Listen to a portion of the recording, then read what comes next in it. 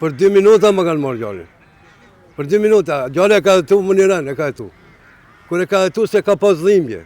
E ka nalë, vetë e ka nalë ata. A më dirësa kam që une, me i dhonë pakuja, ti të qeshme, ta fladiti pak, gjallin shkoj. Babai të ndjerit Vedat Ademi rrëfeu të merrin që kanë përjetuar në spitalin e Kumanovës.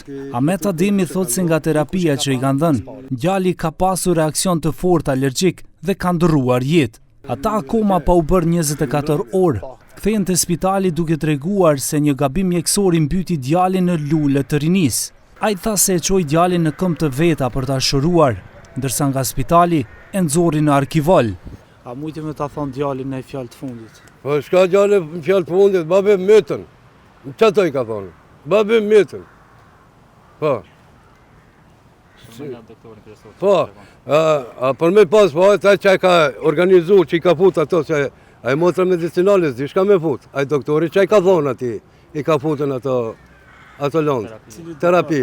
A i nduko të Zoran Gjorgjevski ishte ati.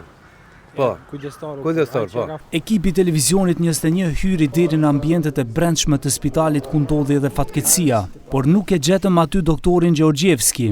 Ato e kontaktuam përmes telefonit i cili na tha se nuk e ka parë librezën se është alergjik dhe se në dhënien e terapisë ka ndodhur një gabim mjekësor nga personeli. Ky është reparti kirurgjikal në spitalin e përgjithshëm të Kumanovës. Praktikisht ne jemi në ambulantën ditore ku jepen terapit ditore të pacientëve të cilët vinë dhe fatkeqësisht kjo është dera ku ka ndodhur rasti dhe ka ndruar jetë pacienti Vedat Ademi. Mesditën e së hënës ndodhi ajo që nuk duhej të ndodhë, tha drejtori Stefan Trajanovski. Sipas tij askush nuk do të ikë përgjegjësisë, por fillimisht pritet raporti i autopsisë nga Instituti i Mjekësisë Ligjore.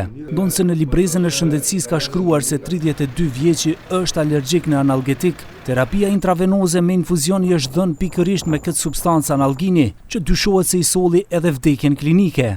U вечерните часови, кога прв пат дошол, еден лекар бил дежурен, а кога била аплицирана терапията, друг колега е бил. Да, кога се слуши на починател, значи беше Зоран Gjorgjevski. Да. Јас како раководен орган може да ви тврдам, по завршување на постапката дека никој нема да биде поштеден од одговорност. Тоа можам да ви тврдам. Тоа ви го, еве, пред јавноста гарантирам. По завршувањето на истражната постапка никој нема да биде поштеден.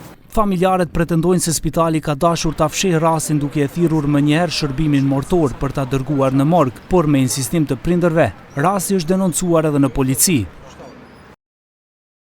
Me datë 17 mars 2025 në orën 11:35 në stacionin policor të Kumanovës, është marrë njoftim nga Spitali i Përgjithshëm i Kumanovës se në gjendje të rënduar shëndetësore në spital është sjell VA me urdhër të prokurorit publik. Trupi i pajet është dorëzuar për autopsi. Ndërsa nga zyrtarët policorë është bërë kontrolli dhe intervistimi të gjithë personelit mjekësor të pranishëm.